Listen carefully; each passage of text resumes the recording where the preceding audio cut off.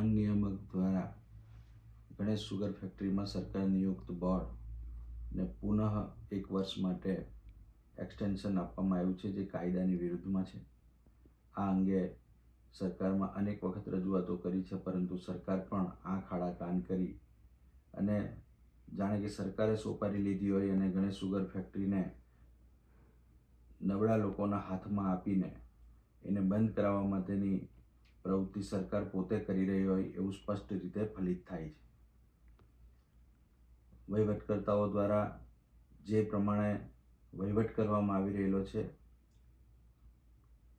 એ ચોક્કસપણે એવું સ્પષ્ટ થાય છે કે સુગર ફેક્ટરીને અને સભાસદોને અહિત થાય એ માટેનો એ લોકોનો પ્રયત્ન છે. 8ની રિકવરી, 2.5 લાખ ક્રસિંગ અને આ બધા પછી લગભગ 50 કરોડ રૂપિયાનું નુકસાન સંસ્થાને માત્ર આ 1 વર્ષની અંદર થવાનું છે અને એના કારણે સંસ્થા આવનારા દિવસોમાં ખૂબ નબળી પડતી જાય છે. ત્યારે કાયદાની જોગવાઈ મુજબ 1 વર્ષથી વધારે કસ્ટોડિયન કમિટીને નિમી શકાય નહીં અને આમ છતાં સરકાર છેલ્લા 4 વર્ષથી એક્સટેન્શન આપી અને આ નબળા નેતૃત્વને પ્રોત્સાહન આપી રહી છે. એની પાછળનું કારણ માત્ર સરકારની જે મનસા છે, મનસામાં ખોટ છે. વહીવટકર્તાઓ મારા નેતૃત્વવાળા બોર્ડની અંદર જે પ્રમાણે આક્ષેપો કરી અને ભ્રષ્ટાચારના આક્ષેપો મૂકેલા હતા, છેલ્લા 4 વર્ષથી એ પુરવાર કરી શક્યા નથી અને માત્ર એ જ આરોપોને આગળ ધરી અને સોશિયલ મીડિયાના માધ્યમથી લોકોને ગેરમાર્ગે દોરે છે, ગુમરાહ કરે છે.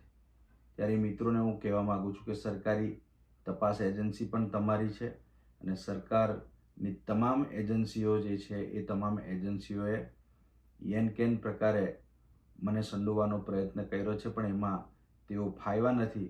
અને આજે પણ ચેલેન્જ આપું છું કે 1 પણ રૂપિયાનો ભ્રષ્ટાચાર સાબિત કરીને બતાવો. તમને છેલ્લા 4 વર્ષથી સરકારે જે નિયુક્ત કરેલા હતા એ જ કારણોસર તમે માગણી કરેલી હતી કે આ બોર્ડની અંદર ખૂબ મોટા પાયે ભ્રષ્ટાચાર છે અને સરકાર આનો વહીવટ લેશે તો હજી પણ ઘણા મોટા ભ્રષ્ટાચારો અમે ઉજાગર કરવાના છે. ત્યારે 1 પણ ભ્રષ્ટાચાર ઉજાગર કરવાની વાત તો દૂર રહી, પરંતુ જે આરોપો મનગઢંત મૂકેલા હતા એ આરોપો પણ આજ દિન સુધી સાબિત કરવામાં આ બોર્ડ અને સરકાર બંને નિષ્ફળ નીવડેલા છે. ત્યારે માત્ર સુગર ફેક્ટરીના માધ્યમથી સભાસદોનું અહિત ન થાય એના માટે તાત્કાલિક ચૂંટણીની આવશ્યકતા છે અને જો સરકાર આ અંગે કોઈ પગલાં નહીં ભરે તો આવનારા દિવસોમાં ખેડૂતોને ખૂબ મોટું નુકસાન થાય એવી શક્યતાઓ રહેલી છે. ત્યારે હું નવનિયુક્ત કસ્ટોડિયન બોર્ડને પણ આગ્રહ કરું છું કે હજી પણ તમારી અંદર થોડી શરમ બચી હોય.